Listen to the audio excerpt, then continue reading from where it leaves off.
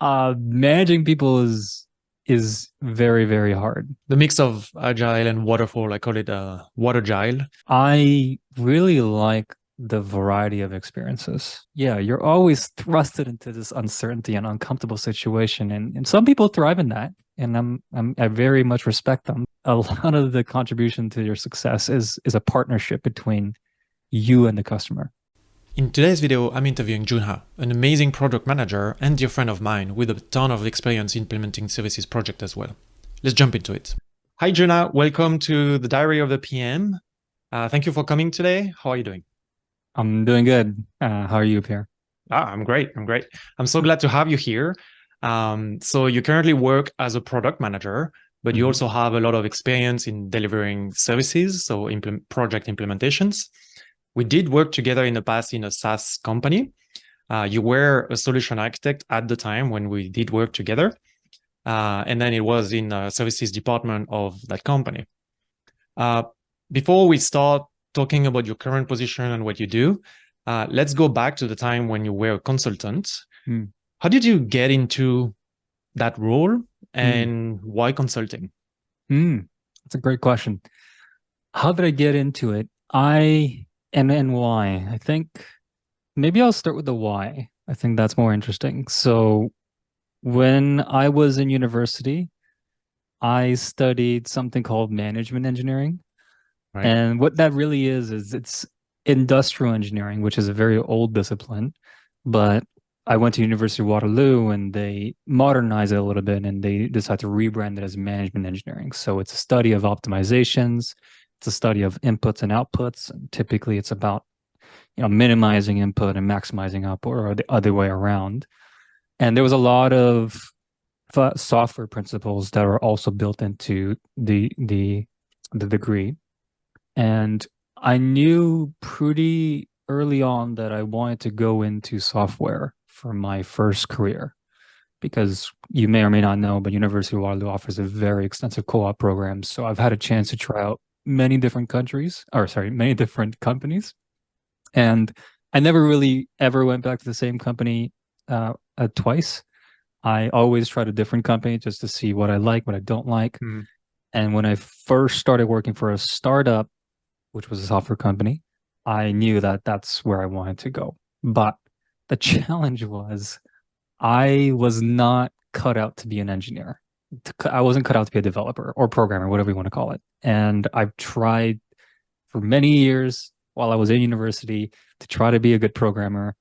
And I think there's just something with the way my brain works. I'm just not cut out to be an engineer. Like it's just I've tried and it just doesn't work. But Yeah. I knew that I had sort of people skills that, to be quite frankly, in university, I wasn't very proud of. I thought I had to have the technical chops, I have to be brilliant engineer.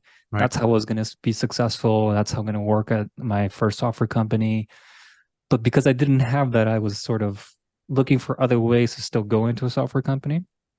And I've had some project coordinator experience as a co-op student. Obviously, I didn't have the experience to become an actual project manager as a co-op student, but I was like a project coordinator. I worked in consulting firms, so I knew that I could do it. Like I could be a Could junior make it. consultant. I could make it as a junior consultant. It wasn't what I wanted to do long term, but I knew that I had the skill sets to at least get my foot in the door. And I was looking for a software company that I could work as a consultant. And, the company that we ended up working together ended up being a pretty well established company. I was looking for good companies within Toronto at the time and I saw openings as an implementation specialist at the time. It Right. wasn't called a consulting role at that time, but didn't matter.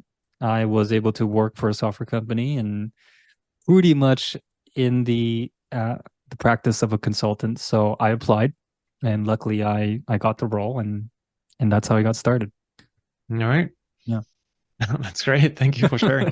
So I guess you didn't code back then. Uh, No, I did not. I was a terrible programmer. how was the work when you started? Like, can you describe it and Was it easy for you to start with that role? It wasn't easy. It felt like it was something I could do, but at the time I felt like I had a pretty slow start. So there were people that started working at my old company around the same time I started. And I think it's pretty natural at any stage in your career to want to compare your career Mhm. progression with people around you, and especially so if they're around the same age and if they are started around the same time that you started.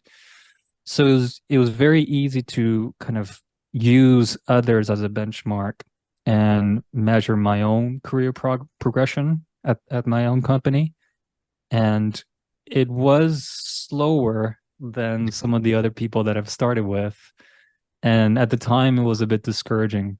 Right. And I think it it was um, difficult to sort of figure out what does this mean? Like, does this mean that I'm not good at this role? Does this mean that I have made some wrong moves at this company and I should go somewhere else?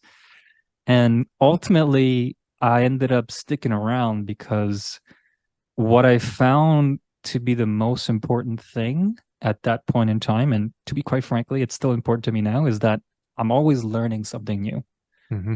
that I'm never the same person I was last year, that even if my contributions or achievements are not being publicly recognized, whether through a promotion or through a salary increase, that I knew that I was becoming better and that I was getting valuable experiences from this job. And I asked myself, is that true? And I said, yes, I am still learning. And that made me want to stick around because it was experience that was valuable. And then I think around my 3 year mark is when everything started to kind of click in. I was promoted from a consultant to senior. And then, yeah, it just kept going up from there. And I felt like I had a pretty good experience soon after that within services. Right. Well, great insight. Yeah, you were patient and paid off. I was, yes. But how was the actual work, and how are you working with the team, and how were the team organized within the services organization? Yeah. So I worked on bill, typically larger projects Mhm. within the services organization at my old company. So generally there were two different streams. There was one stream where it was like a consultant that worked for smaller projects, but they had multiple hats. Mhm. So they had to be a project manager, they had to be a consultant, they have to be the solution architect. So you had to kind of juggle many different things at once. And then there was another stream where you typically took on bigger projects and you had more clearly defined roles. Mhm. So you work with the project manager, there is a lead consultant, and then there may be an associate that works with the lead consultant. And if it's like a really big project, then maybe there's even a solution architect.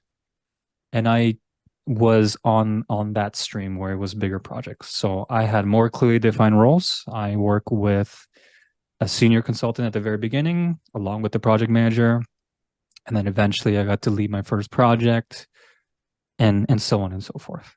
Yeah. Right. Awesome. And so you work in a team, and so you work on projects, and there is project methodology that you follow to run the implementation. Um, can you take us through what was the or like throughout your consulting life, what did you experience as different projects? Were they mostly waterfall or agile?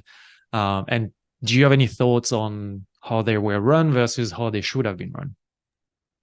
Oh wow. Okay. So the question is, what methodology do we use? And then do I have any suggestions on whether it could have been done better? Is that the question? Basically, yeah. Okay. Okay. I would say generally when it comes to software implementations for enterprise projects, it's generally waterfall, right? I think there are some cases where the customer is willing to try an agile approach, Mhm. but I thought that those projects were more rare. I think more commonly it was waterfall. So, and I'm sure your viewers already know this, but you go through different stages within the project, and at the very beginning, you meet with the client to discuss the requirements in detail. Typically, that's done in a design workshop, and that was always done in person before COVID, of course.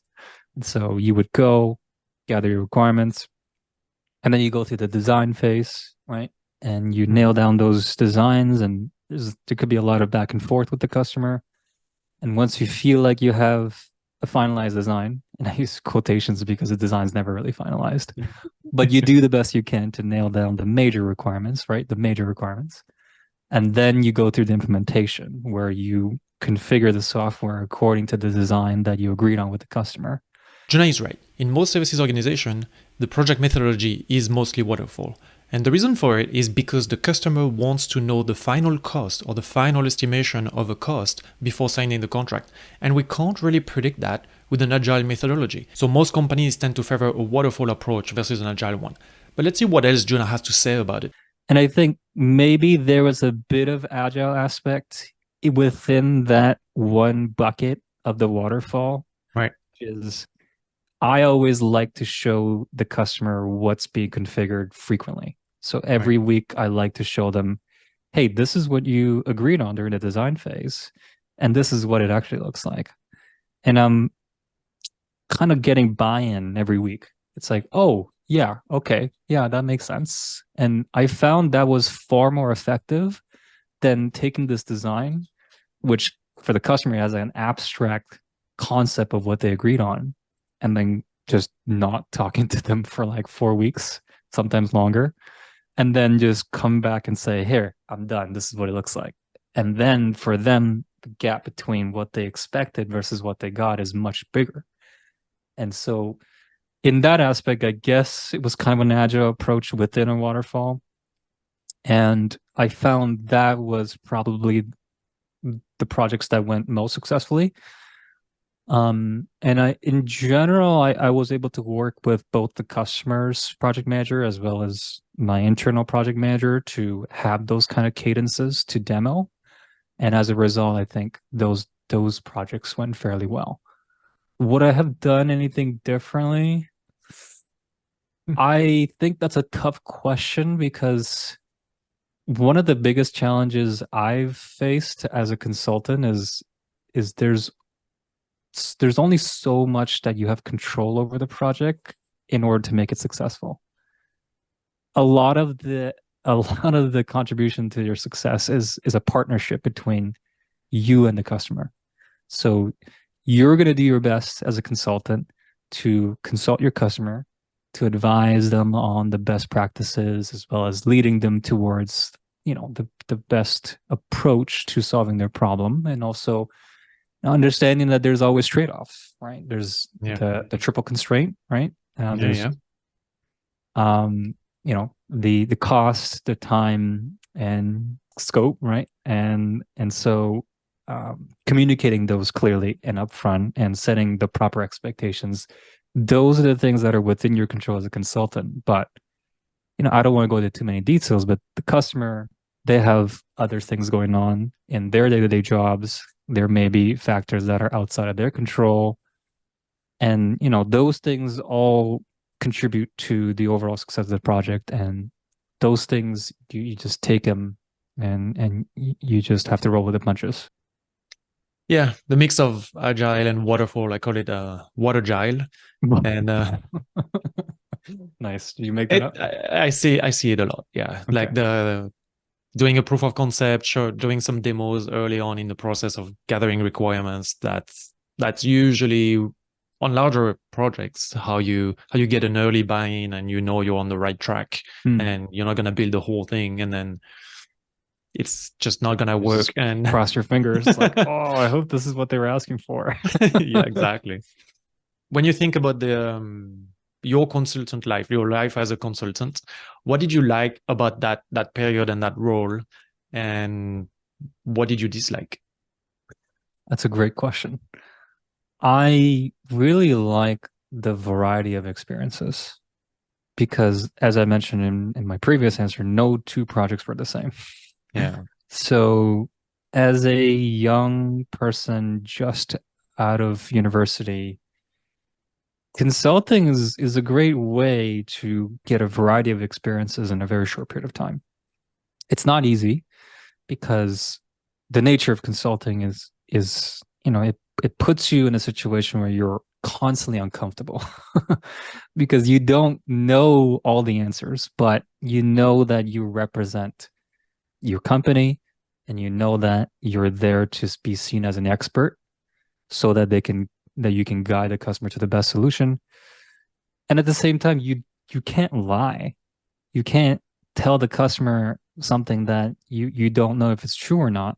So you have to walk this tightrope of knowing when to say I don't know and also preparing as much as you can for potential questions you'll be asked. Because if you Yeah. say you don't know, two, three, four times in a row, it starts to erode your credibility as well, right? Yeah. So Totally. you're always thrusted into this uncertainty and uncomfortable situation. And some people thrive in that. And I very much respect them, but it wasn't something that was ever easy for me. Even Mhm. towards the end of my career as a consultant or as a solution architect, every new project, every new design workshop I was heading into, there was always that sense of anxiety, like, oh my gosh, I wish did I prepare enough? Do I know all the Right. answers? What if they ask me something and I just completely blank out? Are they going to lose credibility in me? So I'm kind of answering both questions at the same time Right. because it's kind of good and bad. Because in the earlier stages of your career, you should be putting yourself in those situations as much as possible because that's how you maximize your growth as a professional, but also in your personal life. You know how to handle situations that you didn't expect in a graceful manner. And the reality is you'll never be prepared perfectly. You're always going to be faced with a situation where I didn't really think about that. Or, Right. oh gosh, like I've been doing this for 10 years and I've never seen this happen before. But I think what it teaches you, if you do this enough, is some sort of framework on how to deal with situations that you weren't prepared for. I think that's one of the most valuable experiences I got out of my consulting career. And the part that I didn't like so much, again, was it's kind of funny because what was good became the thing that wasn't so good towards the end. What was so good in the beginning was the variety of experiences.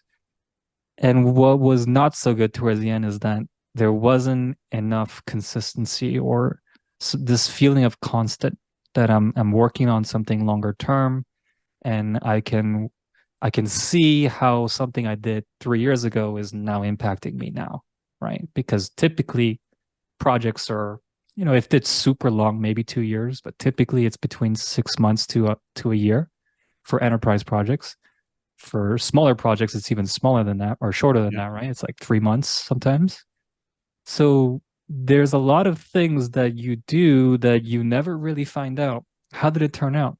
Right? I give it my best and I think it went well Yeah. because the go live was successful, but 2 years down the road, do you really know how that project turned out? Yeah. They Right? don't call you back and They don't tell call you you, right? exactly. Exactly. You don't get that feedback loop where, years down the road is like, oh, that one decision I made and that one implementation, were there any downstream impacts? Was it a positive impact? Was it a negative Yeah. impact? And I never really got to get that closure because by then I'm on my, fourth project. Yeah. And some people don't mind because they just constantly want to chase that new experience, new experience, new experience. But I think towards my end of my services career, that was one of the primary reasons why I wanted to do something else. Hmm. Yeah. Maybe that's part of growing older as well, right? Yeah, exactly.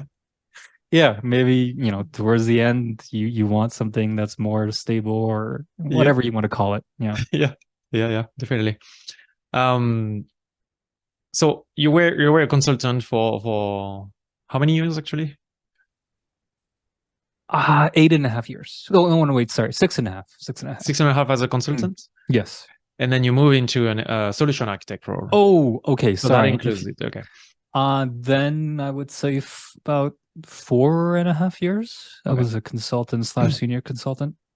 So then you move into a solution architect role. So Mm, can you tell me how that happened? Like, did mm, you have to apply for it? Was the job offered to you? So and how did you get the role? And mm. how was the transition also into that role? Yeah. So the first question is, how did I get into the role of a solution architect? Yeah, like with many things in life, I had to apply for it. I had to ask for it. Um, but I I was lucky in the sense that there was an internal opening. So when I saw that internal opening, I decided to go for it. And just a bit of a side note that is relevant to this topic is that prior to me becoming a solution architect, I did try to be a team lead for about 8 months. Mhm. So I went from a consultant to a senior consultant, then to a team lead. And that team lead position, unfortunately, only lasted for that 8 months. And then there was some sort of reorg, and it was no longer an actual available role in the services department of my old company. So myself and my coworkers who were also team leads had to make a choice. Do we go back to being a senior consultant? Do we try to go for a different role, which was solution lead? Or do you want to do something else? Right. And for me, I decided to take the solution lead route.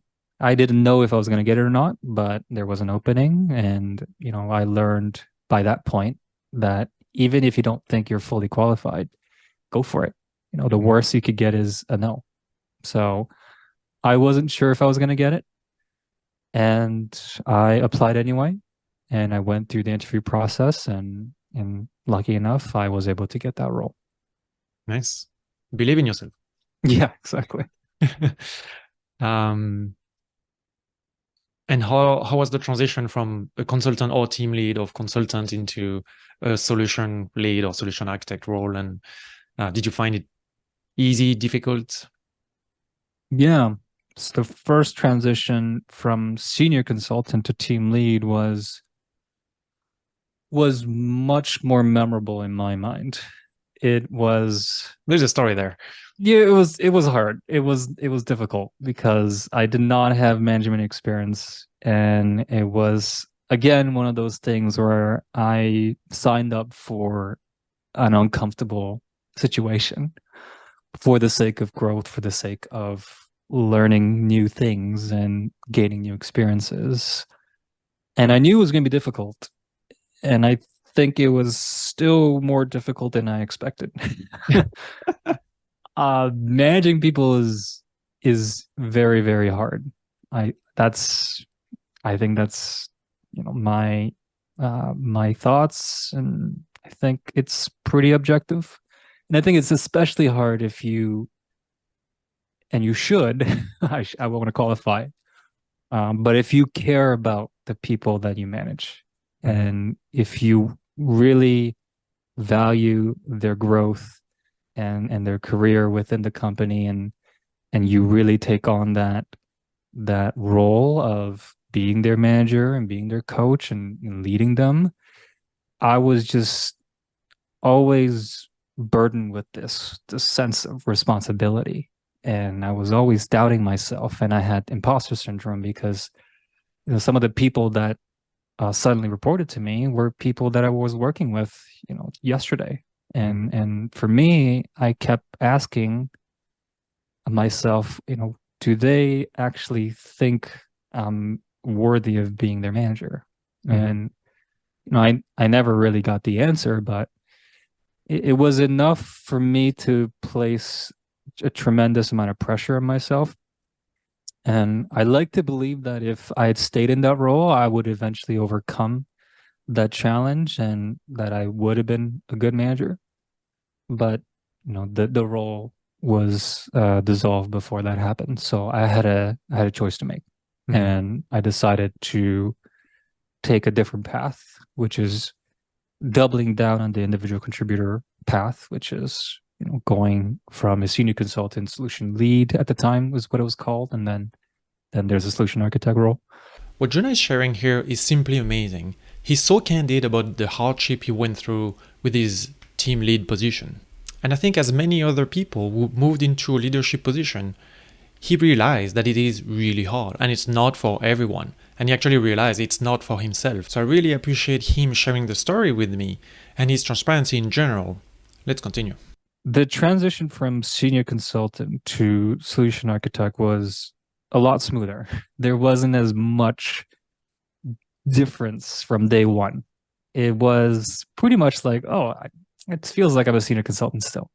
And then the difference didn't really come to light until I want to say like half a year into the role, maybe a little bit less than that, but it feels like it took a while Mm-hmm. for me to really even suddenly feel the difference between a consultant and a solution architect.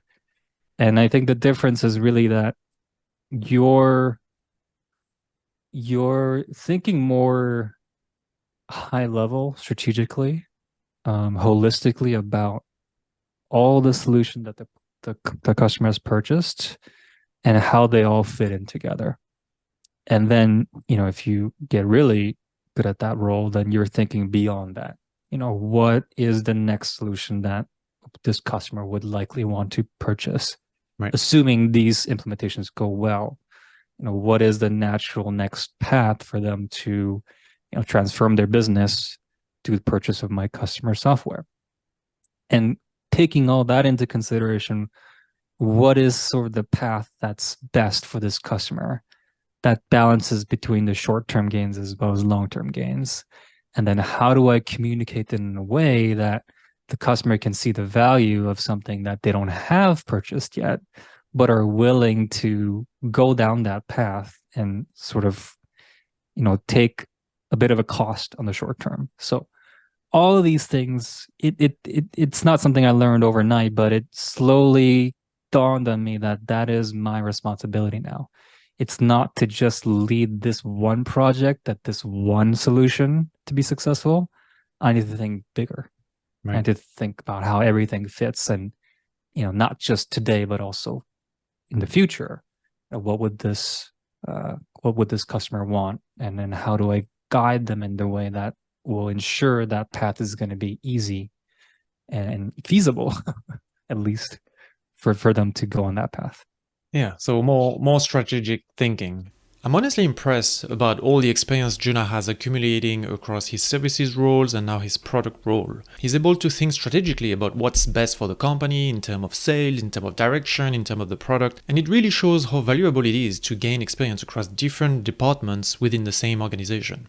Let's continue watching. So would you say that the transition from consultant to solution architect is kind of a natural one then? I would say it was more natural than going from an individual contributor to a manager. Absolutely. Yeah, Definitely, yeah. 100%. Yeah. Yeah, that doesn't surprise me at all. For Yes, those that are watching, making that jump from individual contributor to a leadership role or manager role or coach role, call it however you would like, it is a hard jump, and you will have to work a lot, and you have a lot to learn when you make that jump. absolutely. Let's try to focus on the solution architect aspect. What do you like and what do you dislike about that role? I would say what I dislike about the role is more of general, I guess, nature of being in services. So it wasn't really specific to the solution architect role. Right. And it's the same thing I mentioned before. It's that you do project to project to project. There wasn't this sense of I'm building something longer term. Um, but I actually quite liked solution architect. Well, actually, I liked it a lot better than senior consultant. There's more that I liked about being a solution architect than as a senior consultant. And the main thing for me was that I really liked designing things. Mm. I really liked the initial process of designing something. And then actual building part out, it was valuable experience when I was starting out as a consultant, but over time it became less and less, I guess, mm, struggling to find the right words here, but it became less engaging, less Hmm. interesting Yeah. because once you have the design, it's like you have the blueprint, you just have to build it according to what you've been designed. But building that design is always interesting. Right. There's always an aspect that has a bit of uncertainty. You have to really talk to your customer.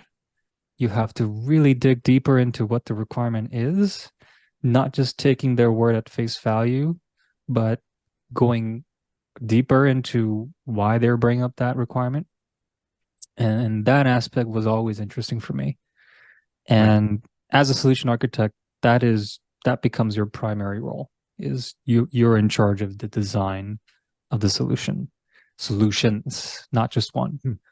So because I was now doing a lot more of that than, doing the actual implementation once the design's been finalized, that was far more enjoyable than, how I remember my time as a senior consultant. That sounds like it. Well, there's a reason Mm. why it's called architects, right? Yeah, exactly. Exactly. You got to architect the whole thing. um, Overall, what did you think about working with project managers? Because we're working with teams, so there were multiple people involved in that team, Mm. consultants, trainers, testers, yourself as a solution lead or architect. But what were your thoughts about working with PMs? And there are different types of PMs, so there are different people you worked with, some probably better than others. Mm. But what were your thoughts? I know you wanted to see more of Joonha, but you'll have to come back next week, and I promise it will be worth it. Until then, let me know what you thought about the conversation and the different topics we explored, and feel free to leave a comment down below. I hope you enjoyed this video, thank you for watching, merci, and au revoir.